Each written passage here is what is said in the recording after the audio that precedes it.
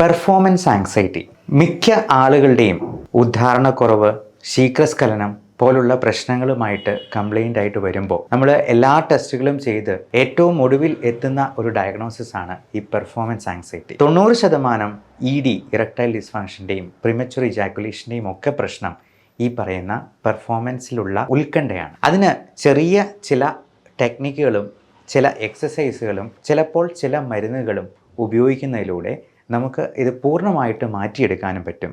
ഇങ്ങനെയുള്ള പ്രശ്നമുണ്ടെങ്കിൽ തീർച്ചയായിട്ടും ഡോക്ടറോട് അത് തുറന്ന് സംസാരിക്കുക, അതിന് വേണ്ട ട്രീറ്റ്മെൻറ്റ് കൈക്കൊള്ളുക. പലപ്പോഴും ഈ ഉത്കണ്ഠ എന്ന് പറയുന്നത് നമ്മുടെ ഉള്ളിൽ തന്നെ ഉണ്ടാവും. അത് ഇങ്ങനെയുള്ള പല അസുഖങ്ങളായിട്ടായിരിക്കും വെളി വരിക. ചിലർക്ക് ഉദര രോഗങ്ങളായിട്ടോ, ചിലർക്ക് ഉറക്കക്കുറവായിട്ടോ, ക്ഷീണമായിട്ടോ, വെയിറ്റ് ലോസ് ആയിട്ടോ പോലും അത് പ്രസൻറ്റ് ചെയ്തേക്കാം.